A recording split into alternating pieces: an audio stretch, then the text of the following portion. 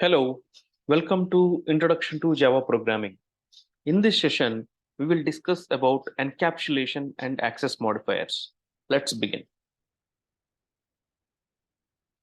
So encapsulation is one of the four major principles of object-oriented programming. So we have seen in the previous session, object-oriented programming and object-oriented principles. There are four principles. So one is the encapsulation that we are going to discuss now, inheritance, polymorphism, and abstraction. Okay, so out of the four, let's start with the encapsulation. What is encapsulation? Encapsulation is a wrapping up of data and methods into a single unit. Where this will happen? This actually happens in a class actually. So we know a class is represented as a rectangle, and we have understood in the previous session. A class is represented like a rectangle, and it has two compartments. The first compartment is about data members. So let me actually write, this is the data members. And the second compartment is about methods. Okay, so now what this encapsulation says about actually? The wrapping up of data and methods into a single unit. What is this actually? This is a class, right? So now whatever the class may be, so let's say some class X. Okay, so in a class, you have methods and you have data members, and encapsulation says, let's wrap them, let's tie them together so that together so that they will actually bound into a single unit. Data and methods are tied together in a single unit, that is actually class. What is going to happen by doing this? So when I tie in the sense actually here, when I say these methods and data are tied together, that means these data members, whatever the data members, if anybody want to access, so they want to go through methods actually. They want to go through methods. They cannot access directly. Directly, other classes cannot access, or other objects, they cannot access these data members directly. They have to go through the methods, because data members are tied with methods. So methods are going to provide certain interface. Okay, and these methods will exhibit, and methods will specify what data to access and what data not to access actually. Okay, so by having encapsulation, you are going to have access protection. Okay, the data members cannot be accessed straight away.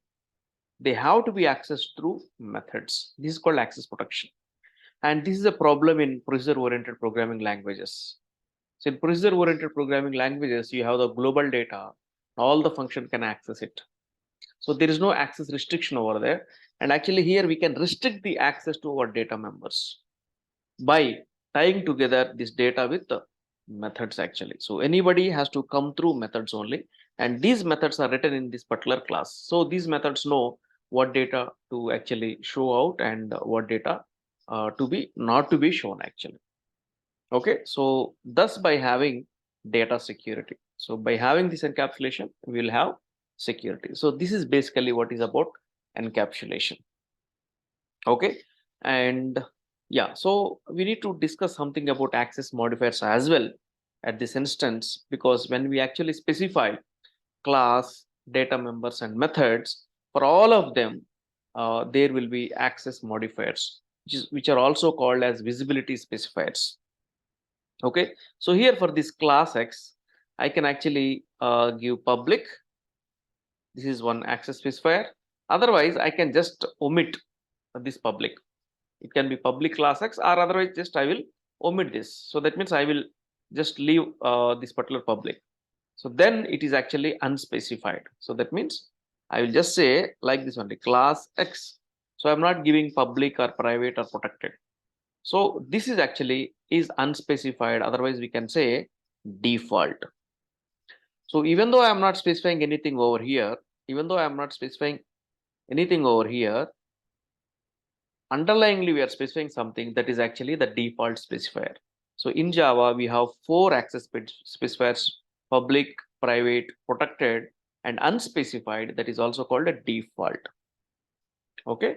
So if you say public, it is public class X. And if you are not saying, that is actually unspecified. That is also an access specifier. Okay. So for the class, you can either give public or unspecified. But protected and private, you cannot give to your outer class.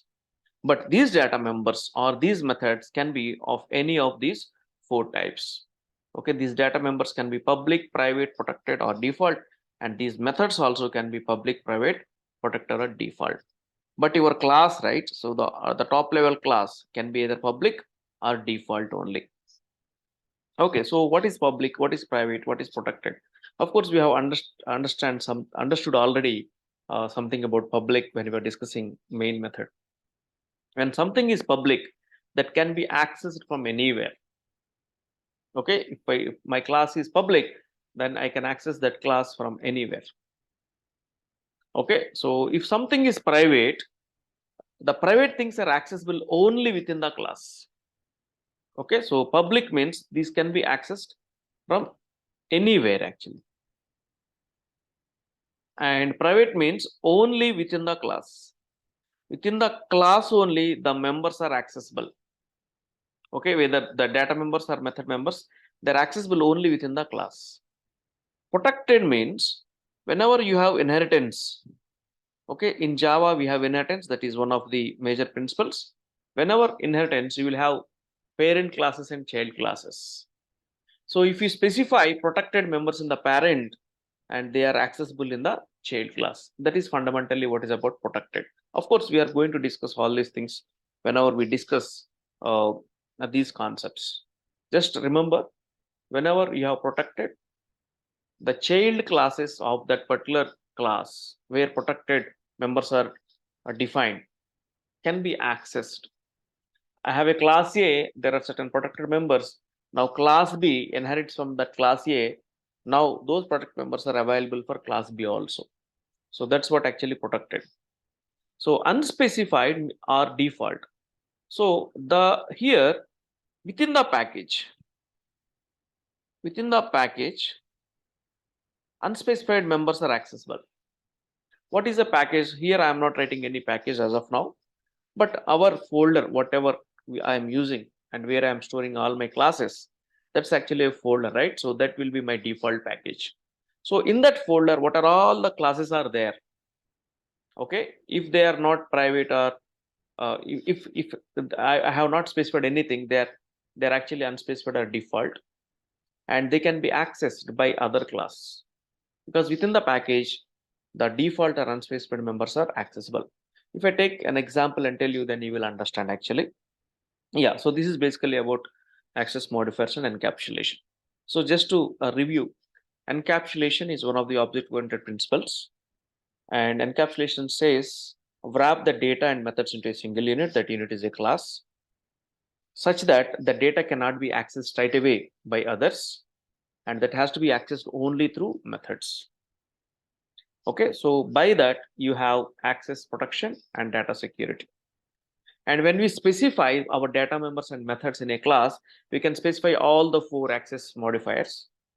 For the top level classes, you can specify public or it can be default. Public means anybody can access from anywhere. Private means within the class only the private members are accessible. Protected means in the inheritance, child classes can access the protected members. And default or unspecified means within the package, all the members which are unspecified are accessible to other. Okay, so with this, let's actually go to a program and understand. So let me now clear all these drawings actually, and I cleared it. And let me go to my student.java here. And we have seen in the previous class, and I have a class student. So here it is unspecified. So that means it is actually unspecified or default. The scope is within the package. If you want to make it public, you can actually make also. You can make this as public. And then I have the data members, right? These are all unspecified. I have a method, I made it public. Usually methods will be public.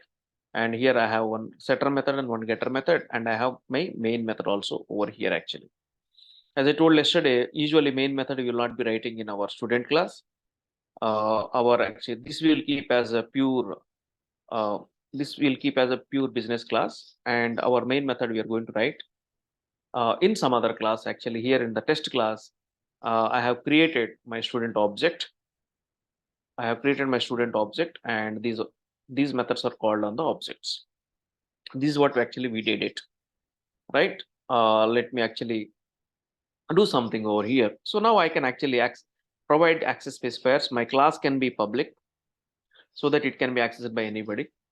If I'm not giving public, so it is default. So within the folder, this class can be accessed by anybody. So here I have a test class, right? A test.java, which is also there in the folder. And I have my student class. So in the test class, I can straight away use my student class because they're all within the same package. Okay. So if I make it public, even if they are not in the same package, you can actually access them. Okay, time being, I actually making my class as public. Now, these data members, usually all your data members have to be made private. All your data members should be made private. Then only you have access protection. Okay, the point is all data members should be made private and all your methods must be public, because through methods only we can access our data members. So that's what encapsulation, right? So in encapsulations, the way to access data members is through methods. That's why data is tied with methods, right? So usually all our data should be private, and even my static variable also I can actually keep private, right? So now all my data members have become private. So when all my data becomes private, what actually happens, this class will become fully encapsulated class. Fully encapsulated class. If all the data members of a class are private, that is fully encapsulation.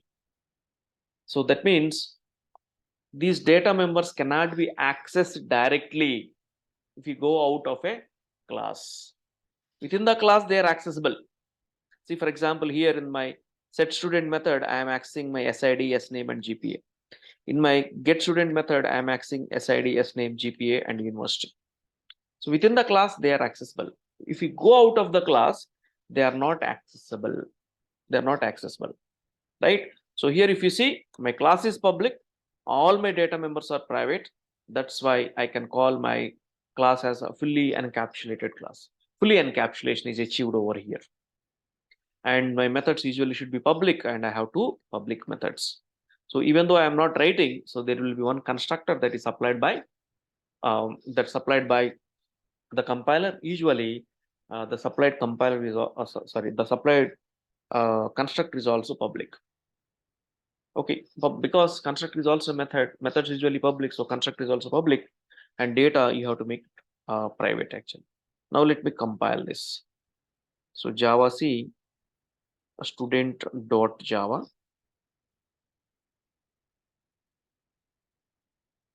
Yeah, compiled successfully. There is no issue.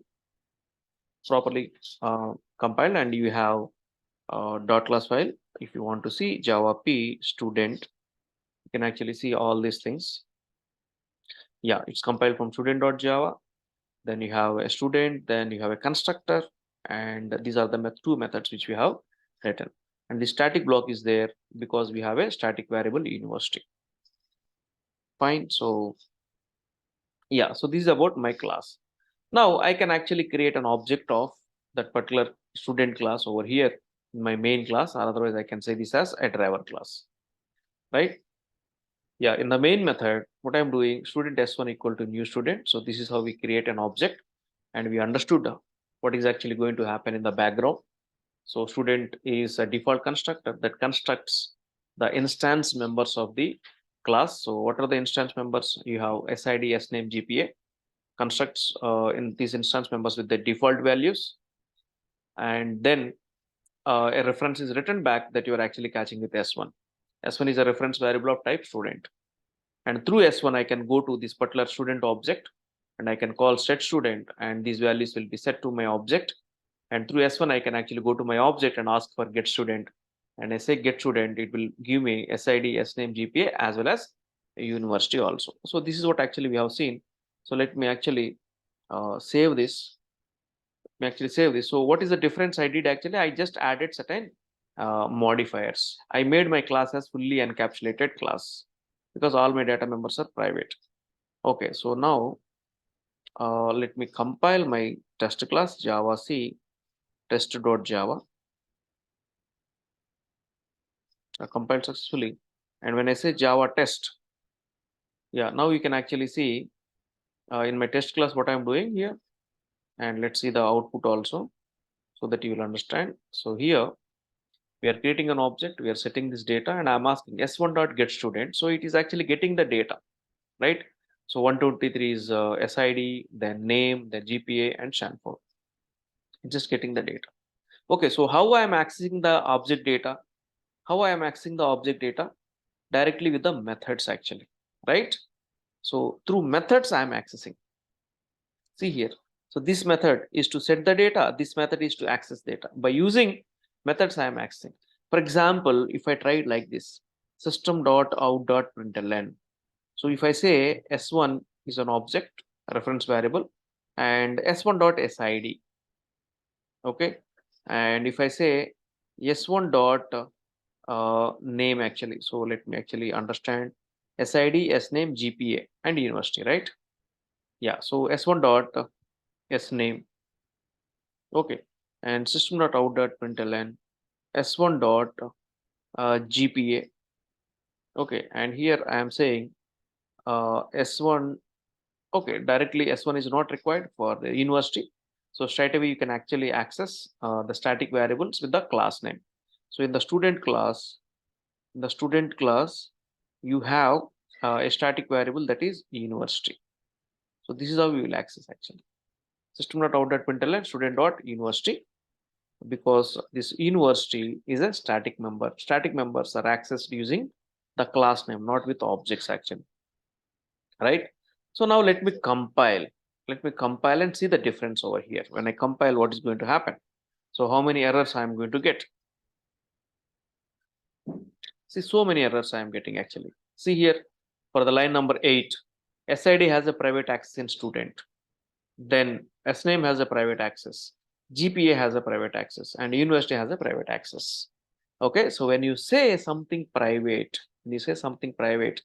they are not accessible outside. They are not accessible outside. Okay, but methods are accessible, right? S1.setStudent, S1.getStudent, these are accessible, but not these private members. So that's what encapsulation. So in order to access this data, let's have methods, and through the methods you access them. That's what actually is encapsulation. Don't give direct access to your data.